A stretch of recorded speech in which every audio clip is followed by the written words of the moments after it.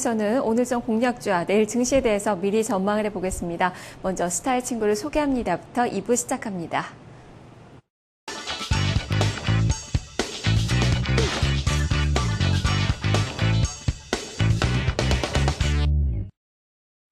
네, 오늘장 스타가 되는 종목과 그 친구들 속에서 공략주를 찾아보는 시간인데요. 이관욱 전문가가 나와 있습니다. 어서 오세요. 예, 안녕하십니까. 네, 지금 만기라는 게 지금 오장 들어서 상당히 많이 주목을 받는 그 시기인 것 같아요. 매물이 네. 좀 많이 좀 출회가 되고 있는데 종목들도 많이 위축이 됐죠. 네, 그렇습니다. 예, 스타주 어떤 종목인가요? 예, 인포피아입니다. 예, 인포피아는 오늘 또 주가가 많이 오르고 있어요. 예, 예. 이렇게 스타가 된 그 배경을 좀 살펴볼까요?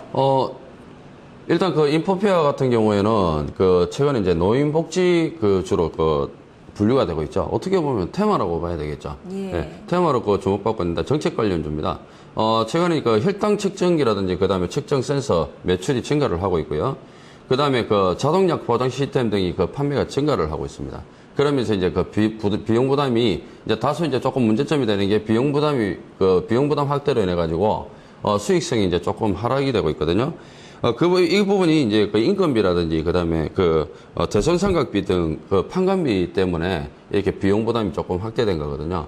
외적으로 이제 다른 문제점이 있어서 비용 부담이 확대된 건 아니기 때문에, 이 부분만 어느 정도 해결이 된다라면 실적 상태는 상당히 괜찮지 않느냐, 그렇게 판단하고 있습니다. 네, 외형은 확대되고 있고 수익성 하락은 크게 우려할 부분은 아니다라는 네. 시각이시네요. 그렇다면 오늘의 이 인포피아 친구들은 노인복지 테마주들이 좀 되지 않을까 싶은데 네, 맞습니다. 어떤 종목 가져오셨죠?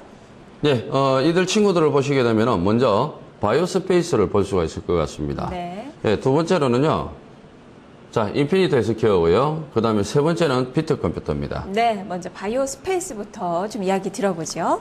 예, 바이오스페이스 같은 경우는 이제 가정용 체성분 분석기, 그 다음 또 혈당 재는 거, 예, 예. 혈압 체크기라든지 이런 걸 만드는 회사거든요. 그래서 이 부분이 일본 쪽이라든지 그 다음에 해외 매출 해외 쪽으로 해서 판매가 증가를 하고 있어요. 그래서 이 부분이 매출이 확대되고 있는 그런 회사입니다. 네. 예, 그래서 바이오스페이스 같은 경우도 최근에 이제 상당히 주가 움직임이 좋은 모습이거든요. 그래서 오늘 같은 경우에도 장중에 오전에 강하게 움직였지만 오후에 시장이 조금 밀리면서 좀 떨어지는 그런 모습이 나타났죠. 네. 예, 상당히 눈여겨봐야 될 만한 그런 종목이고요. 그러네요. 예, 네. 그 다음에 두 번째로는 인피니트 헬스케어입니다. 인피니트 헬스케어 같은 경우는 솔본이 이제 지분을 많이 가지고 있는데, 이전에 인피니트 헬스케어라는 회사를 결국 지분 매각을 통해서 이제 매각을 하려고 하다가 결국에는 장기적인 성장 측면에서는 인피니트 헬스케어가 앞으로 우리가 사실 사는데 돈이 목적은 아니지 않습니까?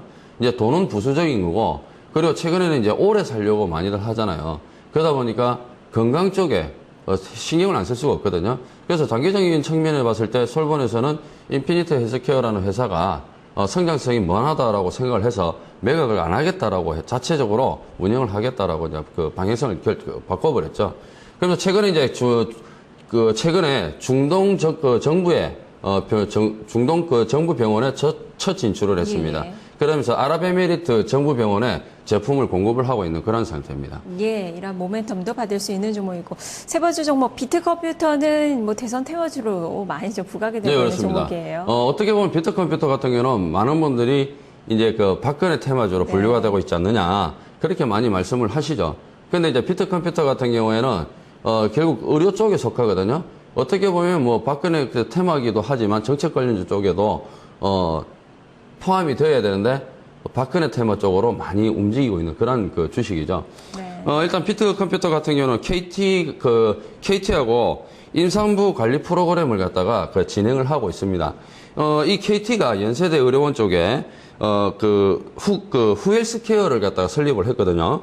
그러면서 이 비트컴퓨터가 이제 신규 매출 확보를 하고 있는데 이 부분이 조금 기대가 되는 그런 회사죠. 네, 이렇게 네 종목을 이야기를 들어봤는데 오늘 시장 공략할 종목 어떤 종목인지 공개를 좀 해주실까요? 네, 인포피아입니다.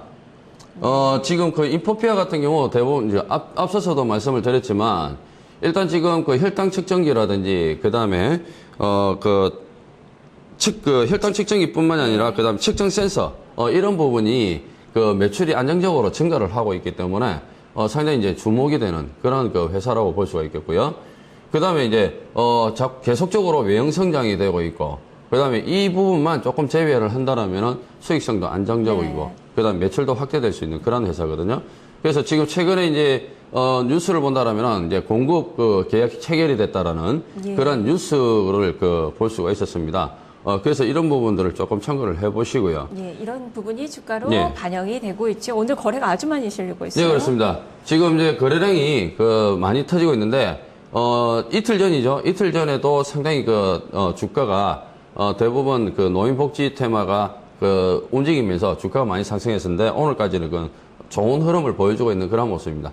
이미 우상향을 하면서 주가가 고개를 돌렸기 때문에, 거래량이 증가하면서 급격하게 조금 움직이는 모습이 나타나고 있죠.